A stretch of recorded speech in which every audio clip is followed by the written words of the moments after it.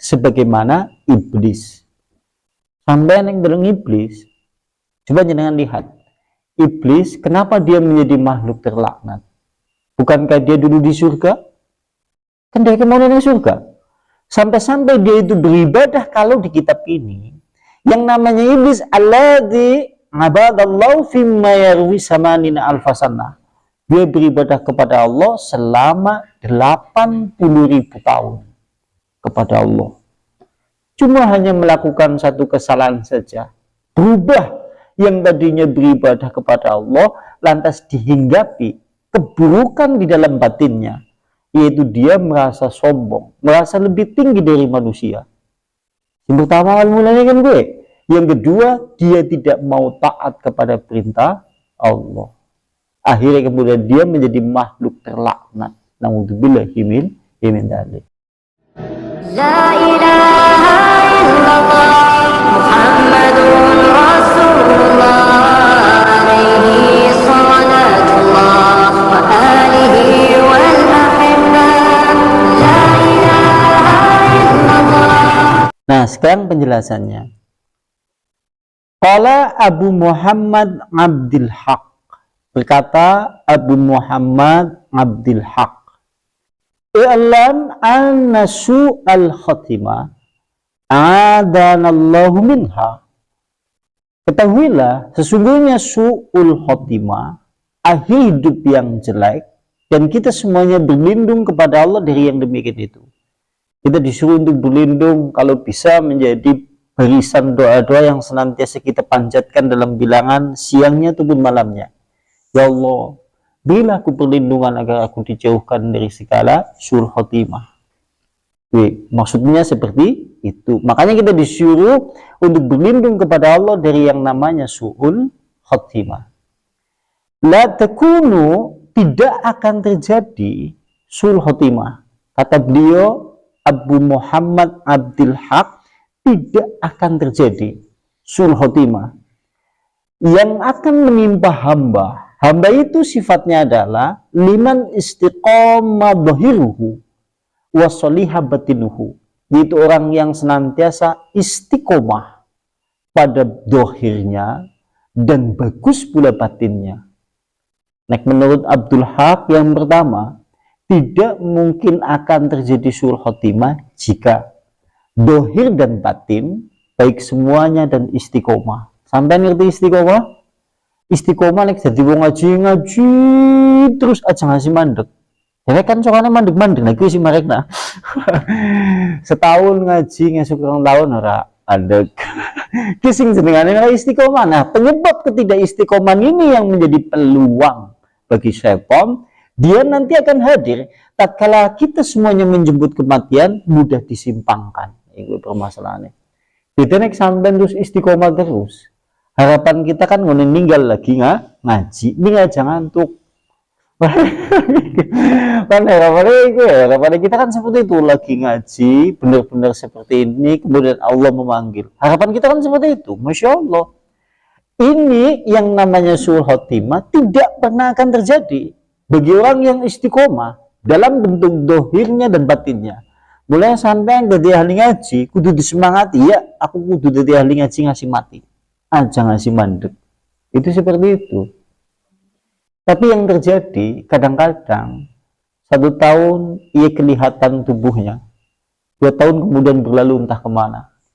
Ada yang kemudian 1 tahun dia aktif, kemudian hari ini tidak tampak lagi karena disibukkan oleh urusan yang lain. Sing mancing lah, sing inilah. Ini berbahaya dalam pandangan Islam. Kenapa berbahaya? Karena ini menunjukkan ketidakistiqomahan di dalam bentuk dohir. Sampai dari wong sholat, ya wis ahli sholat terus ngasih mati. Oke, segala sesuatu yang sifatnya baik kudu dilakoni, ngasih tekani, ninggal semangatnya seperti itu. Ini tidak pernah akan terjadi. Wabatinuhu juga baik. Dan juga batinnya baik, di samping dohirnya juga nampak amal soleh, batinnya juga baik. Batin yang ini kan dipengaruhi oleh segala sesuatu yang mengotori amalan soleh, itu tidak diterima.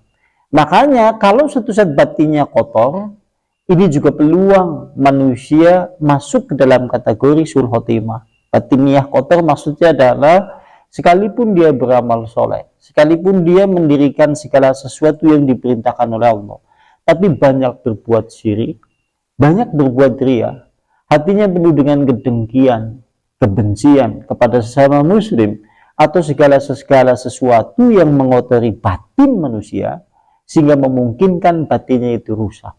Itu seperti itu.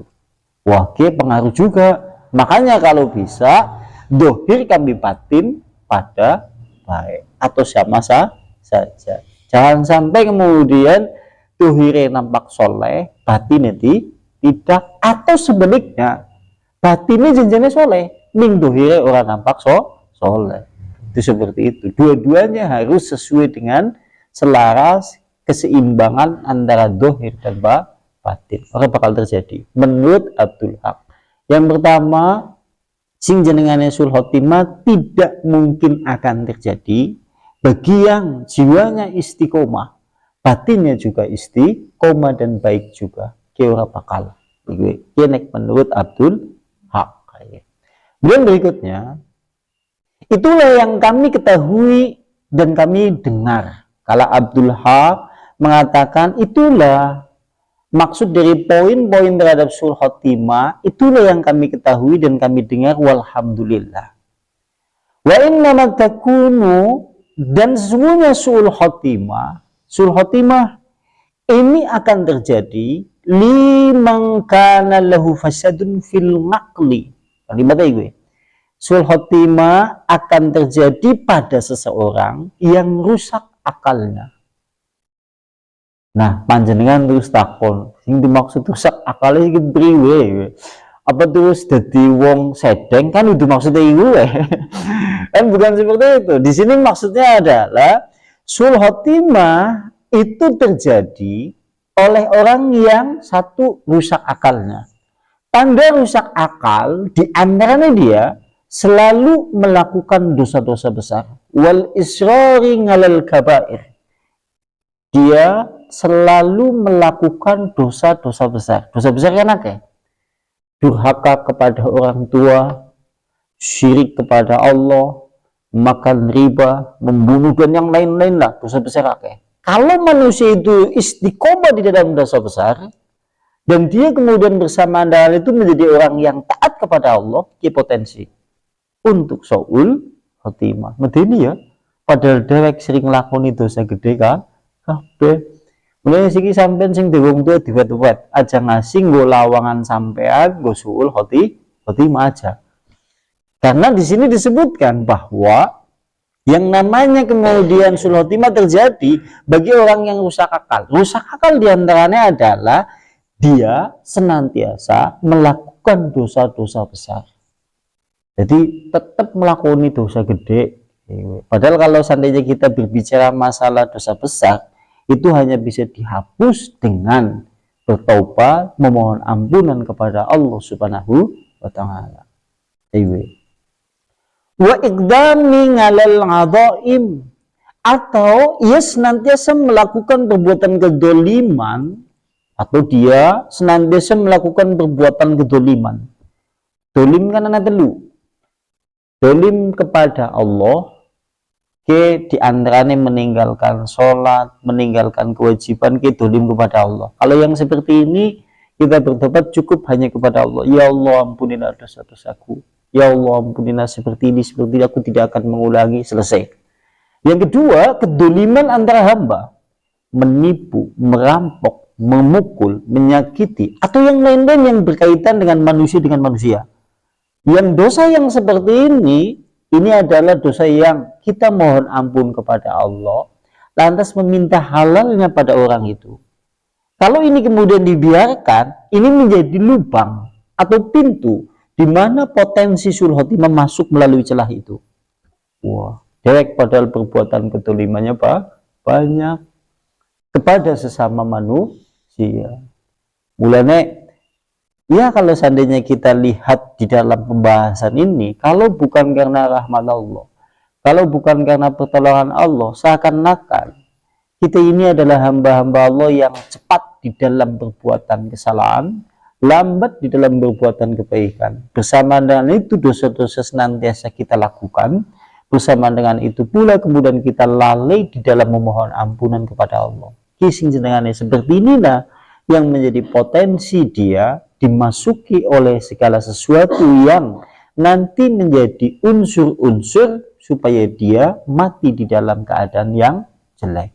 Na'udzubillah summa na'udzubillah. Angel ternyata ya. Dan berikutnya, sehingga warubbama ghaliba dzalik, sampai kemudian dosa besarnya, perbuatan kedolimannya itu sudah melekat. Saking melekatnya, wis dadi melekat nang hamba itu, sekalipun dia adalah ahli ibadah, sekalipun dia adalah ahli mengaji, sekalipun dia adalah ahli kebaikan, tapi dosa besarnya melekat. Sampai ngerti melekat, sing jenengane segala sesuatu sing melekat. Contohnya nek sampean kae ana prangko ditemplekna nang amplop, prangko ditemplekna, iki jenengane kan melekat. Suatu saat kalau kita pisahkan antara prangko dengan itu, ya bisa jadi mungkin bisa pisah, tapi menimbulkan luka atau menimbulkan sesuatu yang tidak sempurna lagi, masing-masing kemudian kotor atau kadang-kadang sobek. Apa mending nek melekate kan kenceng. Sing jenengane segala sesuatu yang melekat biasane angel untuk kemudian dihindari. Dosa besar itu atau kemudian kedoliman itu melekat pada diri hamba sampai kemudian datang kepada dirinya kematian sebelum dia bertobat terhadap kedoliman itu atau terhadap dosa besar itu. Sedurung dheweke tobat ternyata mati kemudian datang, ajal kemudian datang. Lantas tatkala kemudian ajal itu tiba, fayastalimuhu asyaitanu, maka setan betul-betul mengeluarkan daya upaya sampai kemudian merayunya dalam keadaan dia bingung. Kita tahu sing jenengan sakaratul maut dalam posisi bingung. Setan memanfaatkan itu. Oh iya, anak celah. Dia itu belum bertobat dari segala perbuatan dolim yang ia lakukan. Dia belum bertobat dari segala perbuatan dosa besar yang ia lakukan. Inilah celah kita. Mulanya wingi di bab sebelumnya diomongna sing jenengane setan menjadi keyakinan dalam akidah kita bahwa setan itu hadir pada posisi manusia akan meninggal. Bahkan dia akan mengeluarkan daya upaya untuk menyesatkan manusia sejauh-jauhnya pada posisi tatkala dia mau meninggal. Makanya kalau ada hamba yang memiliki potensi seperti itu, setan langsung kemudian bergerak. Setan kemudian merayunya. Wayah tatifuhu, lantas kemudian setan itu menyerbu dalam keadaan dia sedang mengalami segala sesuatu yang dahsyatnya sakaratul maut. Maka setan kemudian masuk pada posisi dia dalam keadaan sakaratul maut. Wal niyadu billah, mudah-mudahan Allah Subhanahu wa taala kita berlindung semuanya dari hal yang demikian itu. Ke penjelasan hal-hal yang menjadikan orang itu yaitu su'ul khotimah. Itu yang pertama penjelasannya. Penjelasan yang kedua, su'ul khotimah itu terkadang terjadi kepada orang yang istiqomah. Su'ul khotimah itu terkadang terjadi pada orang yang istiqomah. Istiqomah berarti kalau kita katakan orang yang tetap melakukan kebaikan, jenengannya istiqomah. Terkadang istiqomah yang namanya kemudian su'ul khotimah bisa menimpa pada orang yang istiqomah. Tetapi tatkala kemudian dia setelah sekian lama, sekian waktu istiqomah, summa yataghayyaru ngan halihi, kemudian dia berubah. Mau nih istiqomah, terus istiqomah futur. Kemudian tidak semangat lagi di dalam istiqomahnya. Lantas kemudian saya rujungan sunanihi, sampai akhirnya kemudian dia keluar dari barisan orang yang istiqomah. Ya janjane meh pada kayak nang dhuwur. Cuma beda niki menimpa kambi wong sing apik janjane. Maune istiqomah. Dia tadinya ahli ngaji, ahli sholat, lambat laun dia kemudian tidak istiqomah lagi. Tadinya khusyuk di dalam sholatnya, lama di dalam sholatnya, lambat laun kemudian dia percepat sholatnya. Tadinya kemudian dia menjadi ahli ngaji, berangkat pertama kali sampai kemudian setiap hari hampir-hampir ia habiskan untuk itu, lambat laun berubah posisinya, sudah tidak seperti dulu, jenengane berpotensi untuk dimasuki su'ul khotimah. Sampai-sampai wa yakhudu fi tariqihi, sampai-sampai kemudian akhirnya dia menjadi orang yang mengambil jalan lain, bukan orang yang istiqomah. Dan inilah sebab-sebab yang menjadikan orang itu nanti dialami atau mengalami su'ul khotimah atau akhir hidup yang jelek, sebagaimana iblis. Sampai yang bereng iblis, coba jangan lihat iblis, kenapa dia menjadi makhluk terlaknat? Bukankah dia dulu di surga? Kan dia kemudian di surga. Sampai-sampai dia itu beribadah, kalau di kitab ini yang namanya iblis, alladzi ngabadallahu fimma yarwi samanina alfasana, dia beribadah kepada Allah selama 80.000 tahun kepada Allah. Cuma hanya melakukan satu kesalahan saja, berubah. Yang tadinya beribadah kepada Allah lantas dihinggapi keburukan di dalam batinnya, yaitu dia merasa sombong, merasa lebih tinggi dari manusia. Yang pertama awal mulanya kan gue. Yang kedua, dia tidak mau taat kepada perintah Allah. Akhirnya kemudian dia menjadi makhluk terlaknat. Naudzubillahi min dzalik. Atau panjenengan bisa melihat pula, yaitu Bal'am bin Ba'urah. Sampean nek pernah melihat kisah Bal'am. Bal'am adalah seorang yang hidup, ulama yang hidup di zamannya Nabi Musa. Sampai-sampai yang namanya Bal'am, kalau suatu saat kemudian dia mengangkat kedua tangan kepada Allah, pasti dikabulkan. Berarti menunjukkan dia adalah orang yang mulia. Tapi ternyata di akhir hidupnya dia menjadi orang yang keluar dari keimanan kepada Allah Subhanahu wa taala. Atau panjenengan nanti akan melihat, yaitu kisah Barseso. Barseso ki hamba soleh, dia memiliki murid ribuan sampai 3.000-an. Jadi DWK kalau sekali mengajarkan ilmu, muridnya itu lebih dari bilangan 3.000. Tapi di akhir hidupnya kemudian dia meninggal dalam keadaan su'ul khotimah. Permasalahannya apa? Dia tadinya soleh bertahun-tahun, kemudian dia melakukan perbuatan dosa besar yang melekat pada dirinya. Akhirnya kemudian dia jatuh di dalam su'ul khotimah. Nanti insya Allah masing-masing penjelasan Bal'am, Barseso, iblis akan dijelaskan pada selanjutnya. Itu seperti itu. Ini hanya pembuka untuk mengawali terkait masalah yaitu su'ul khotimah. Artinya kalau seandainya kita melihat penjelasan su'ul khotimah di kitab ini segala sesuatu yang patut menjadi satu perhatian bagi kita semuanya. Kalau anda hari ini mengaku sebagai seorang muslim, mengaku orang yang beriman kepada Allah, mengaku orang yang mencintai kebaikan, maka jangan sampai kemudian futur atau sedikit berkurang kadar kebaikan itu, kadar kemudian di dalam melakukan perintah-perintah Allah, jangan. Karena eman-eman, karena itu nanti menjadi peluang bagi setan untuk menggoda manusia supaya dia keluar dari ketaatan, dan nanti menjadi peluang untuk dimasuki supaya dia masuk ke kategori aspek-aspek di dalam su'ul khotimah. Naudzubillah subhanahu wa ta'ala.